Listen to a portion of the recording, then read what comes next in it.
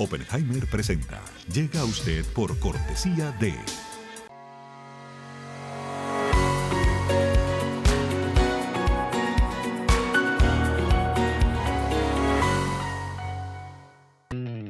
UAD es más que una universidad. Es vivir una experiencia única de aprendizaje. Es tu tiempo de vivir. UAD Experience.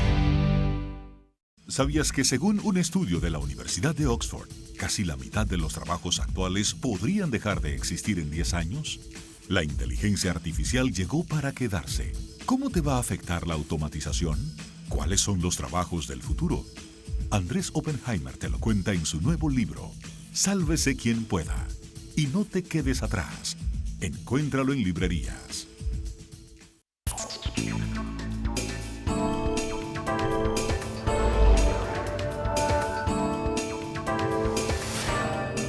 Hola, ¿qué tal? Soy Andrés Oppenheimer. Gracias por estar con nosotros.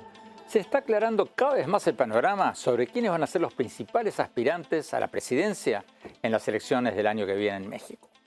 Por el lado del gobierno del presidente Andrés Manuel López Obrador, hay varios aspirantes, entre los que se encuentran la hasta hace pocos días regente de la Ciudad de México, Claudia Sheinbaum, y la hasta hace pocos días secretario de Relaciones Exteriores, Marcelo Ebrard. Los dos renunciaron a sus puestos para competir por la candidatura oficialista. Por el lado de la oposición, la alianza opositora Va por México también tiene varios contendientes, entre ellos el actual presidente de la Cámara de Diputados, Santiago Krill, y la senadora y periodista Lili Telles, ambos del Partido Acción Nacional de centro-derecha. Pero en días recientes surgió otro nombre que está dando mucho que hablar en la prensa. La senadora del mismo partido, Xóchitl Gálvez. Gálvez viene de una familia indígena de escasos recursos, se mudó de su pueblo a la Ciudad de México de muy joven, se recibió de ingeniera en computación en la UNAM y más tarde se convirtió en empresaria fundando una empresa de ingeniería computacional llamada High Tech Services. En el año 2000 fue nombrada presidenta de la Comisión Nacional para el Desarrollo de los Pueblos Indígenas y desde el 2018 es senadora. Quienes quieren que ella se postule a la presidencia dicen que es una candidata ideal porque podría desbaratar la narrativa, el relato del presidente López Obrador de que la oposición en México está liderada por fifís y oligarcas. O sea, dicen que el gobierno difícilmente podría argumentar eso contra una candidata de origen indígena que nació en la pobreza. Hoy vamos a tener con nosotros a Xóchitl Gálvez. Le vamos a preguntar primero si se va a presentar y si lo hace, ¿qué cambios propondría para el país? Más tarde en el programa vamos a hablar con el flamante ganador del Premio Alfaguara de Literatura, el escritor peruano Gustavo Rodríguez. Rodríguez ganó el premio por su novela Cien Cuyes, que es una novela tragicómica situada en la Lima de hoy, sobre la vida de los ancianos en un mundo que, al menos hasta antes de la pandemia, tenía una longevidad cada vez mayor, índices de longevidad cada vez mayores. Les recomiendo que lo escuchen porque es súper interesante. Bueno, empecemos con el tema de los aspirantes presidenciales en México. Vamos con la senadora Xóchitl Gálvez desde Ciudad de México. Senadora, gracias por estar con nosotros. Senadora, en los últimos días varios medios han reportado sobre su posible aspiración a la candidatura opositora en el 2024. ¿Es cierto eso? Porque hasta ahora se decía que usted iba a ser candidata a regente de la Ciudad de México. Andrés, pues todas las encuestas me ponen en primer lugar de todo el bloque opositor a la Ciudad de México. No hay duda que soy la candidata mejor posicionada, que he estado trabajando este proyecto, pero pues algo pasó la semana pasada entre muchos periodistas, personas que me han pedido que reconsidere la posibilidad de ser candidata a la presidencia de la República. Y luego, pues, al no abrirme la puerta el presidente López Obrador para exigir mi derecho de réplica de una afirmación que él hizo errónea sobre mi persona. Él dijo que yo había dicho que había que quitar los programas a los adultos mayores, cosa que jamás pronuncié y que yo sí quiero que se aclare desde la propia mañanera donde se hizo. Eso hizo que estuviera varios días en tendencia Eso hizo que muchas más personas dijeran, tiene agallas, es valiente, se entrona, además, pues es una mujer que no tiene escándalos de corrupción, lo cual, qué bueno, porque nunca en mi vida he hecho nada indebido, que vengo desde abajo, que vengo luchando por los que menos tienen. He trabajado incansablemente a favor de los pueblos indígenas y por eso salió la propuesta por parte de muchos ciudadanos y yo lo estoy valorando seriamente, como lo dije la semana pasada, una vez conociendo cuál va a ser el método de elección del candidato de oposición o candidata de oposición. Si usted decide lanzarse a la presidencia, ¿cuál sería su ventaja competitiva? ¿Qué le diría a los mexicanos y al mundo sobre por qué usted sería la mejor?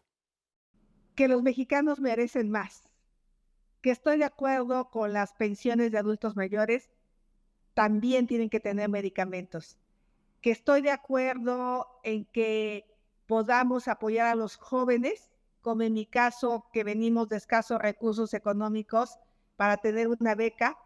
También necesitamos que nos enseñen a programar, que nos enseñen el idioma inglés, que nos enseñen a tener competencias laborales, que nos den habilidades digitales.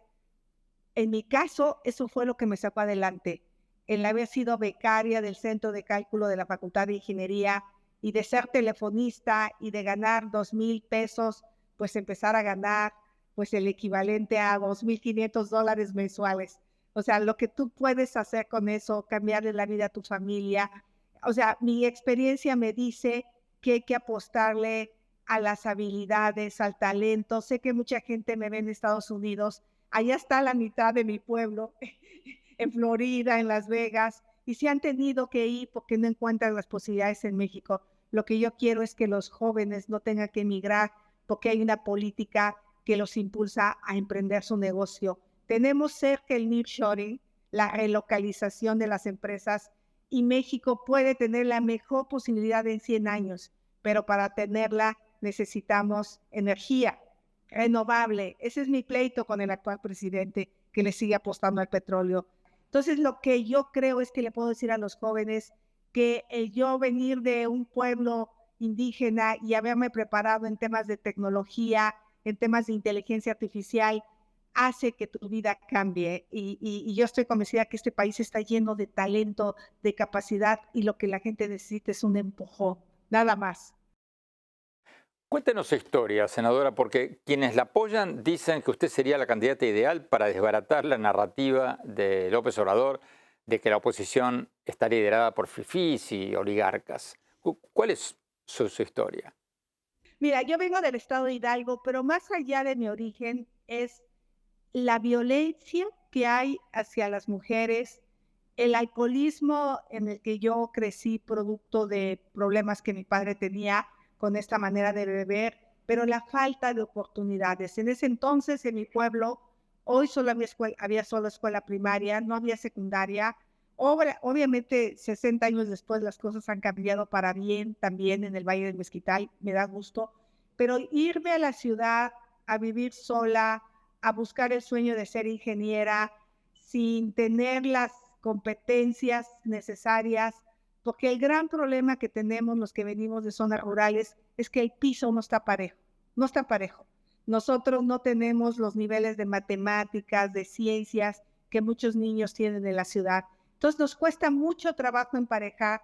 Por eso la posibilidad de alguien que viene de una zona marginada pueda llegar a tener una mejor calidad de vida cuesta mucho si no hay el apoyo del Estado. Entonces, para mí sí sería muy, muy importante decirle a las personas que ellos tienen capacidad, que pueden emprender por sí mismos, que pueden salir adelante, además de los programas sociales. O sea, lo que yo quiero es, el presidente quiso decir que yo quería quitar los programas sociales, eso es falso. Entonces, creo en los programas sociales, también creo en que la gente tiene en su interior las ganas de salir adelante y lo que hay que darle es una oportunidad. Entonces, conozco este México en sus entrañas, lo conozco en sus profundidades y en lo personal, pues me tocó enfrentar lo que significa la falta de oportunidades.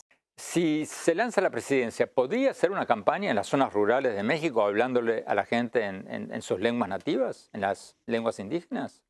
Cada vez lo hablo menos porque no lo practico. Podría yo hablar en uno de los 58 idiomas o 68 idiomas, porque en México hay 68 idiomas distintos. Trataría de al menos saludar en todos los idiomas y tener las palabras necesarias en cada idioma. Eso sí haría un esfuerzo para hablarles a las personas. Quizá los principales serían el náhuatl, el mixteco, el zapoteco, el tzotzil, el celtal, el rarámuri, pero no, sería imposible hablar en todos los idiomas. ¿Qué la llevó a irse de su pueblo natal a estudiar ingeniería computacional a México, a la Ciudad de México, y después a convertirse en empresario? ¿Usted tuvo un mentor, una mentora, un modelo? Tuve un tío que no tuvo estudios, pero era un hombre muy inteligente y estudiaba por sí mismo. Tenía un torno, hacía sus propias fábricas, hacía mole y hizo una fábrica de mole. Yo vi cómo empezó a hacer cada pieza con el torno. Eso me impactó mucho. Creo que ahí yo agarré un poco la idea de la ingeniería. Ese tío fue el que permitió vender mis gelatinas para que yo fuera a la secundaria. Ese tío fue muy importante en mi vida. Y luego un viaje que hice a la ciudad de visitar la UNAM, sí me permitió soñar. Todo el mundo en mi pueblo se burlaba de que no podía ser ingeniera, que eso no era para las mujeres. Y afortunadamente lo logré. Y cuando quise ser empresaria, me decían, ¿cómo vas a ser empresaria de edificios inteligentes? ¿Cómo te vas a dedicar a la inteligencia artificial y a la robótica? Eso nadie te va a contratar. Eres mexicana, eres mujer. Por eso mi empresa se llama High Tech Services, para que suene un poco a gringo. Vendí mi coche, alguien me rentó un plotter, una computadora, y pues en pocos meses logré tener los proyectos más importantes de la Ciudad de México y convertirme pues, en la empresaria del año en 1994. O sea, siempre me ha tocado venir de atrás y empezar de atrás. Tenemos que ir a un corte. Cuando hablamos, seguimos con la senadora Xóchitl Gálvez. Y más tarde, mi reflexión sobre si la oposición puede ganar las elecciones de México el año que viene. No se vayan, ya volvemos. Exclusivas residencias de lujo frente al mar en Miami. El nuevo desarrollo de Fortune International Group y Chateau Group. Una ubicación privilegiada con inmejorables vistas al mar y la ciudad. The St. Regis Residences, Sunny Isles Beach en Miami, es el lugar perfecto para una vida soñada. La impecable arquitectura y el refinado estilo de St. Regis, junto con los exclusivos servicios y amenidades, ofrecen una experiencia inigualable.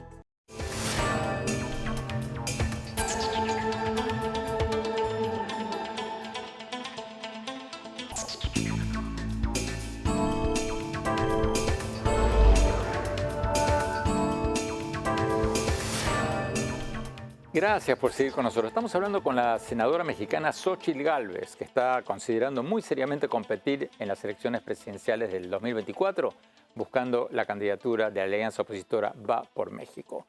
Su padre era indígena y quienes la apoyan dicen que es la única candidata que podría desbaratar la narrativa del presidente López Obrador de que la oposición en México está liderada por fifís y oligarcas.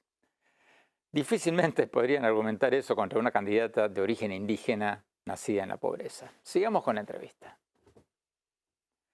Senadora, ¿cómo se entiende la popularidad del presidente López Obrador? Yo creo que porque es un hombre que legítimamente quiere que a las personas en condición de pobreza le vaya bien. Yo esa parte se la creo, se la compro al presidente. Me parece que el camino que él eligió de pelearse con el sector privado, de pelearse con los otros mexicanos que no piensan como él, no es el camino para salir de la pobreza. El camino para salir de la pobreza es generar riqueza, generar trabajo bien pagado, generar talento, impulsar la infraestructura. El haberse peleado con los empresarios del sector eléctrico nos ha llevado al país a tener escasez en esta materia. Para mí, la manera de salir de la pobreza de manera definitiva es generando riqueza y redistribuyendo. Sí, poniendo en cintura a empresarios corruptos, sí poniendo en cintura a funcionarios corruptos, pero no podemos pelearnos con el sector privado, con los buenos empresarios, porque hay buenos empresarios. Senadora, si usted llegara a ser presidenta, ¿qué cambiaría en la política exterior de México? Pues yo creo que no me gusta apoyar a regímenes autoritarios o a regímenes donde no hay democracia, y más bien la política exterior yo la enfocaría a que vengan a invertir a México, a darle la confianza, a que los empleos se generen en México y que los mexicanos no tengan que sufrir al cruzar el desierto. Hoy el hijo de una trabajadora y su nieto se han ido a Estados Unidos en condiciones muy complicadas. Creo que eso no está bien para los mexicanos, y México tiene la posibilidad de generar esos empleos a través de buenas inversiones. Me parece que el presidente no se ha dado cuenta del momento histórico que está viviendo México en el mundo, y podría potenciar más las inversiones hacia acá. Pero hay que dar certeza, hay que respetar el Estado de Derecho, y ahora sí que la ley sí es la ley. Senadora, ¿cuáles son sus posibilidades de ganar la candidatura de la alianza opositora? Porque hay varios aspirantes que llevan varios meses de campaña y que tienen el respaldo de sus dirigencias partidarias. Obviamente no tengo garantía de ser la candidata de la oposición tampoco. Hay extraordinarios personajes como la senadora Lili Telles del PAN, que es comunicadora, o Santiago Krill, que es un personaje que estuvo en el gabinete cuando yo fui integrante del gabinete de Fox. En fin, un hijo de un expresidente de la Madrid. Hay varios hombres y mujeres, todos ellos muy valiosos, pero pues yo lo primero que tengo que tomar es una decisión final esta semana. Estoy en el momento más difícil de mi vida. ¿Pero no va a ser un obstáculo para usted no haber sido una dirigente tradicional de su partido? Pues yo no tengo la militancia partidista. He sido candidata a gobernadora por el PAN, PRD, MC. Estuve en un gabinete presidencial del PAN. Fui jefa delegacional por el PAN. Hoy soy senadora que está en el PAN. Efectivamente, nunca he tenido militancia partidista, pero soy una mujer que cree en los principios, en la honradez, en el trabajo. Creo en el bien común, pero también creo en las libertades. Soy una mujer que cree en las libertades. Soy una mujer progresista, y pues si el partido tiene interés en tener un personaje así, bien, y si no, no pasa nada. Senadora Xóchitl Gálvez, se nos acabó el tiempo. Muchísimas gracias. Tenemos que ir a un corte. Cuando vamos a hablar con el flamante ganador del premio Alfaguara de novela, el escritor peruano Gustavo Rodríguez. Él ganó el premio por una novela tragicómica situada en la Lima de hoy sobre la vida de los ancianos. No se vayan, ya volvemos.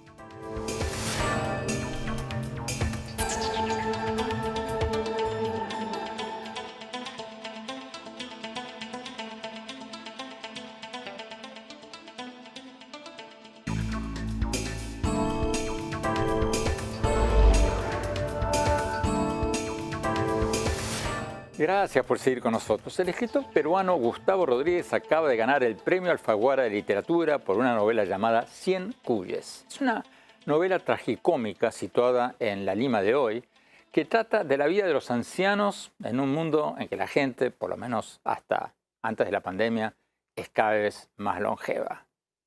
Vamos a la entrevista. Gustavo Rodríguez, gracias por estar con nosotros. Felicidades por el premio. Gustavo, tu nuevo libro 100 Cuyes habla sobre la vejez y sobre la soledad. Pero antes de hablar sobre el argumento del libro, perdona mi ignorancia, pero ¿qué quiere decir 100 Cuyes? ¿Qué significa la palabra Cuyes? Andrés, es una pregunta válida. Cuyes es el plural de cuy, y cuy viene a ser ese roedor tan simpático que se conoce en otros lugares como cobaya o conejillo de Indias, y que es un platillo en los Andes centrales de Sudamérica, en Sudamérica. Ok, pero no es un libro de zoología, ¿verdad? Es un libro sobre la longevidad, sobre los ancianos, ¿verdad? Sobre la vida de la gente mayor hoy en día. Longevidad, muerte digna, sí, humor, música. Sí, en efecto. En realidad, para entender por qué se llama 100 Cuyes, tendría que hacer un brevísimo resumen de qué va. Y es la historia de Eufrasia, una cuidadora de ancianos que de pronto, sin darse cuenta, va a tener que enfrentarse a la tarea de cumplir sus últimos deseos, los últimos deseos de estos viejitos. Incluso va a tener una aventura épica, muy pop, con los 7 magníficos, 7 ancianos a la vez.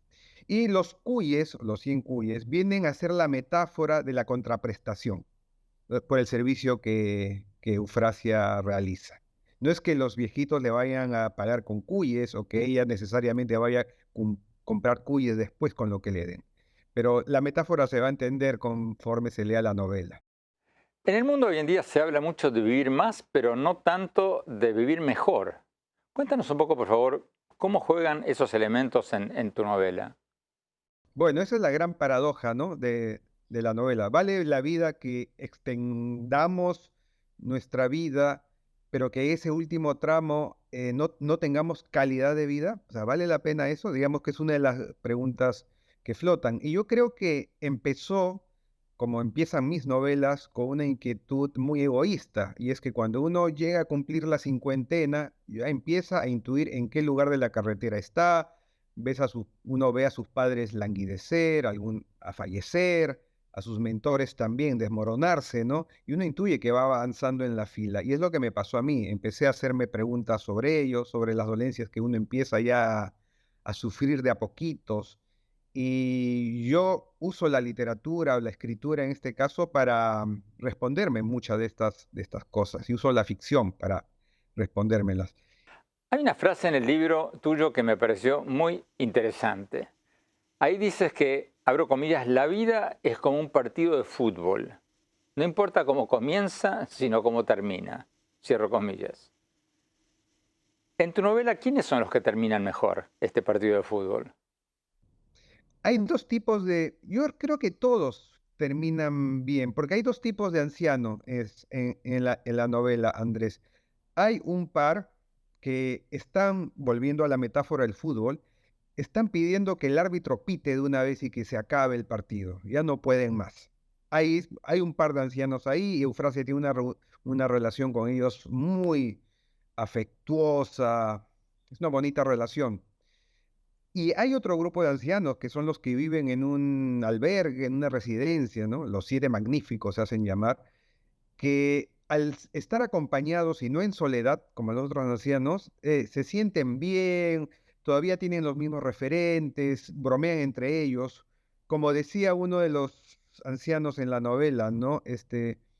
Envejecer es tener cada día menos conversaciones y eso lo pone triste a uno de los ancianos solitarios. Pero estos 7 son muy vivaces porque se acompañan entre ellos. El tema es que llega un momento en que se hacen la gran pregunta, bueno, y cuando empecemos nosotros ya a languidecer, ¿va a valer la pena vivir? Cuando esto se acabe?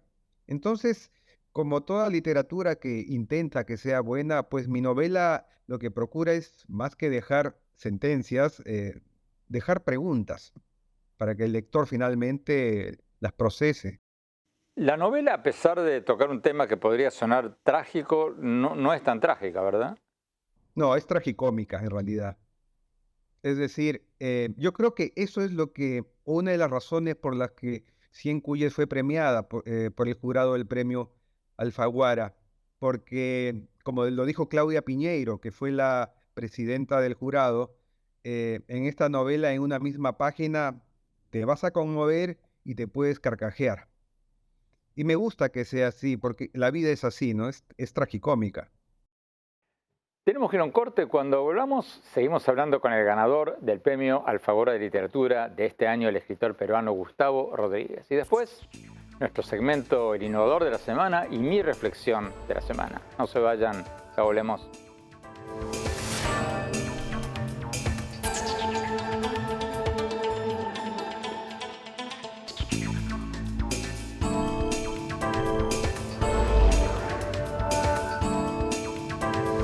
Gracias por seguir con nosotros. Estamos hablando con el ganador del premio Alfaguara de Literatura de este año, el escritor peruano Gustavo Rodríguez.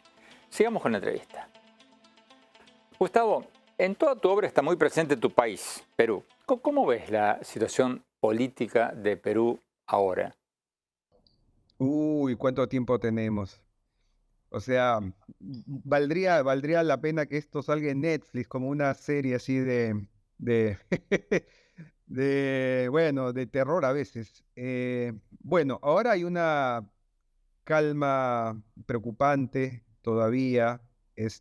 A corto plazo yo no le veo todavía salida. Estamos pagando el hecho de haber desinstitucionalizado el país, el hecho de haber convertido a los partidos políticos en cáscaras, en fachadas para negociados. En realidad, eso es lo que está pasando. Y el hecho de eh, hacerle muchos guiños al autoritarismo, ¿no? Que ahora recorre a la región de pies a cabeza. Concretamente, ¿cómo ves el hecho de que los presidentes de México y Colombia hayan puesto en duda o no aceptado la legitimidad de la presidenta Dina Boluarte? Bueno, es que hay una ambivalencia ahí curiosa, ¿no? Yo creo que la presidenta Boluarte sí es una presidenta legítima porque, digamos, la Constitución, o sea, se siguió el proceso que la Constitución tiene contemplado. Eso sí. Ahora bien, yo creo que sí se deslegitimó terriblemente con la violencia y con las muertes de más de 60 ciudadanos peruanos bajo su guardia, digamos, ¿no? El hecho de que hayan muerto 60 peruanas, peruanos a manos del Estado y que no haya habido una sola renuncia, eso me parece escandaloso y eso las deslegitimó totalmente, ¿no? ¿No hay una contradicción en el hecho de que los presidentes López Obrador y Petro, o sea, de México y de Colombia, cuestionen la legitimidad de la presidenta de Perú y no cuestionen la legitimidad de los gobernantes de Cuba o de Venezuela? Bueno, yo creo que es lo que ocurre con los extremismos, populistas en este caso, ¿no? O sea, populismos de izquierda, populismos de derecha. En realidad, lo que más me preocupa actualmente en el Perú, y creo que en la región está pasando también, es que son los autoritarismos los que quieren imponerse, sean del lado más de derecha o sea del lado de más izquierda y se bombardea totalmente a aquel que quiera tener una visión más centrada de la política. Y me parece terrible cómo ha sido desplazada la sensatez, o sea, el- la gente que quiere consenso. Me parece muy, muy preocupante. Cuéntanos un poco sobre ti, Gustavo. ¿Cuáles son tus referentes en la literatura latinoamericana? Bueno, si tengo que hablar de cuáles fueron los escritores que a mí me formaron, o sea, con los que yo de chico decía y agarraba la máquina de escribir de mi padre y decía, yo quiero escribir como este. O sea, yo tengo claramente a los escritores del boom ahí puestos y a un par y a tres peruanos, ¿no? Julio Ramón Ribeiro, a Osvaldo Reynoso y Alfredo Bryce Echenique.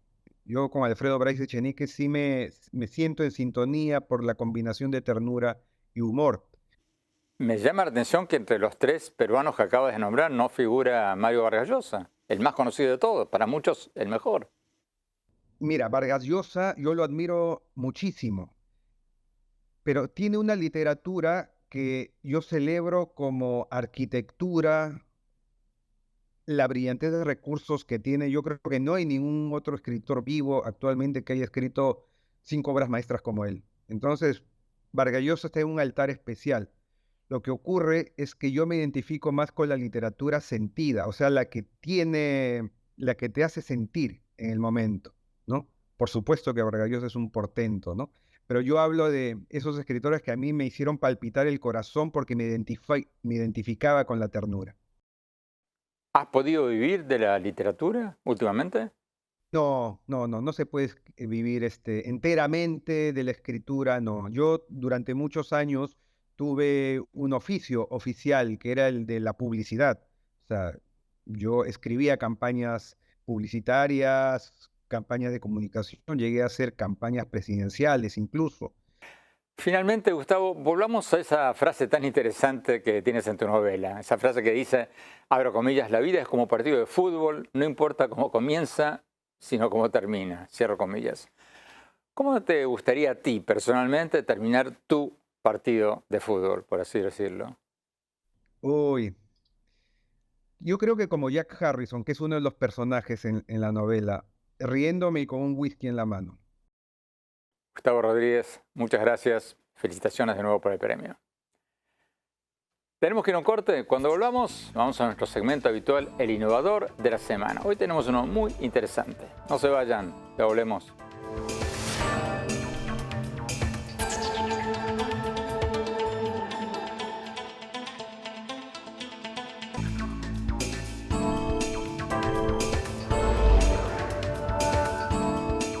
Gracias por seguir con nosotros. Vamos a nuestro segmento habitual, El Innovador de la Semana.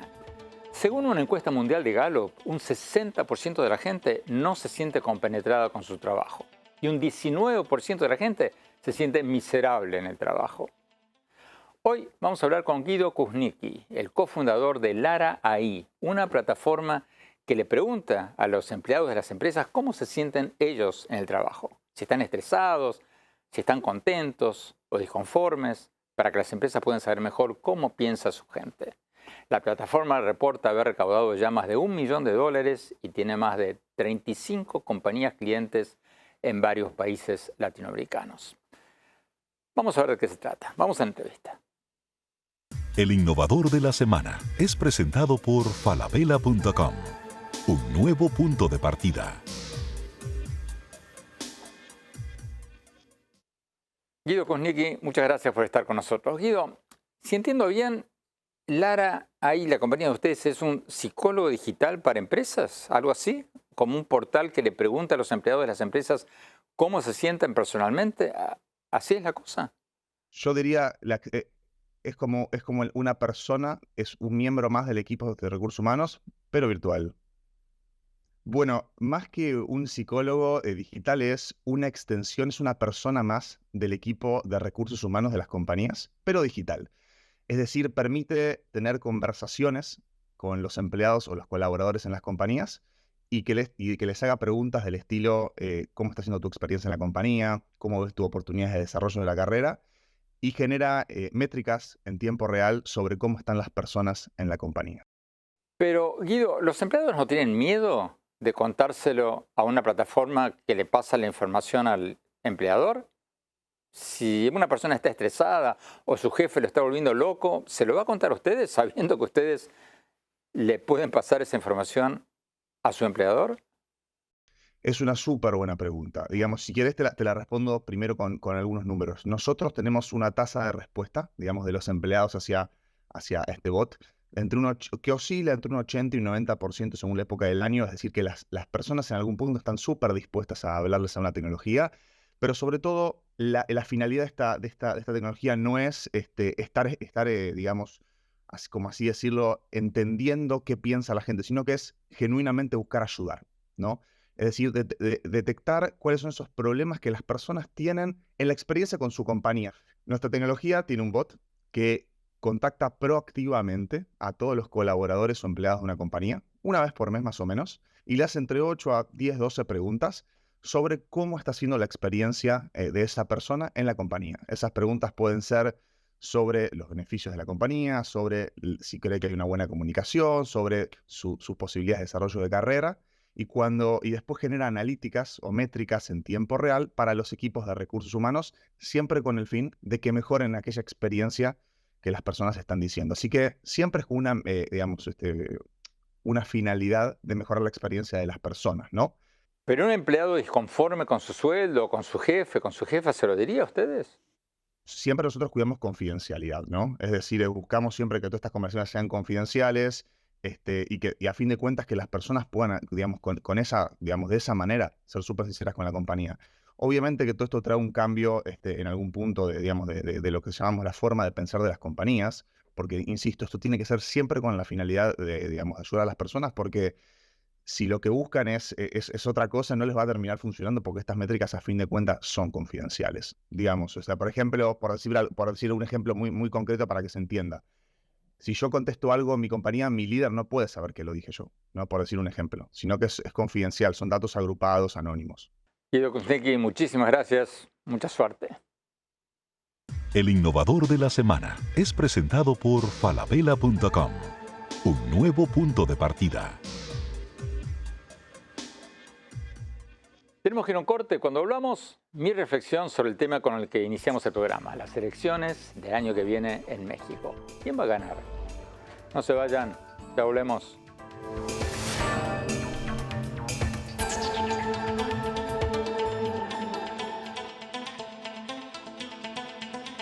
En Falabella.com la calidad la dejamos en manos de expertos. Creo que hemos encontrado el Santo Grial 3.0. Aprobado, aprobado, aprobado.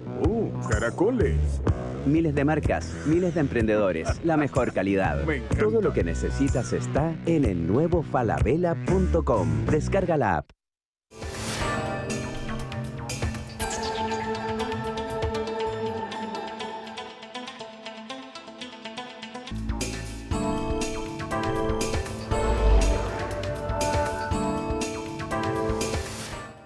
Gracias por seguir con nosotros. Mi reflexión sobre el tema con el que arrancamos el programa de hoy. ¿Tiene posibilidades de ganar la oposición en México en las elecciones del año que viene? A juzgar por varias encuestas y por los resultados de las recientes elecciones por la gobernación del Estado de México, el partido Morena del presidente López Obrador, que se considera de izquierda, lleva la delantera. Pero yo creo que es muy, pero muy temprano para hacer predicciones. La oposición de centro derecha, puede ganar si presenta un candidato o una candidata que ya sea por su origen étnico o por su personalidad pueda desbaratar el relato, la narrativa de López Obrador, según el cual la oposición está liderada por fifís de la oligarquía. Puede ser la senadora Xóchitl Gálvez, hija de un padre indígena que nació en la pobreza, se recibió de ingeniera en computación y después se convirtió en empresaria, o algún otro candidato que por su historia o por su carisma pueda destruir la narrativa oficial. Porque lo cierto es que la economía de México está creciendo muy poco, mucho menos que el 4% anual que había prometido López Obrador. Y México se está perdiendo una oportunidad histórica al no estar atrayendo más fábricas de China, porque muchas multinacionales con fábricas en China que exportan a Estados Unidos se están mudando a otros países por miedo a un aumento en las tensiones entre Estados Unidos y China, por Taiwán o por el comercio, por varios otros temas. Apple, por ejemplo, y varias otras están trasladando algunas de sus fábricas a India, a Vietnam, mucho más que a México, que sería el lugar más obvio para llevarlas por su cercanía geográfica con el mercado de Estados Unidos. Entonces, si además de presentar un candidato o una candidata viable, la Alianza Opositora de México se enfoca en las posibilidades futuras de México, en las oportunidades de crecimiento que se está perdiendo el país, al no tratar más activamente de atraer inversiones y al hablar tanto del pasado y tan poco del futuro como lo hace el actual presidente López Obrador, y si la oposición se enfoca más en las posibilidades de México, entonces yo creo que las elecciones del año que viene van a ser mucho, pero mucho más competitivas de lo que muchos creen. Bueno, se nos acabó el tiempo. Te invito a visitar mi blog en la página de internet andresopenheimer.com. Te invito a seguirme en mi Twitter, @OppenheimerA, en mi página de Facebook, Andrés Oppenheimer, y mi cuenta de Instagram, Andrés Oppenheimer Oficial. Gracias, hasta la semana próxima.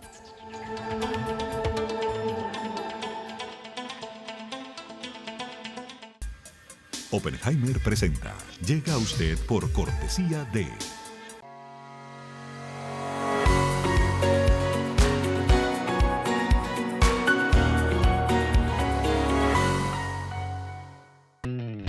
UAD es más que una universidad. Es vivir una experiencia única de aprendizaje. Es tu tiempo de vivir. UAD Experience.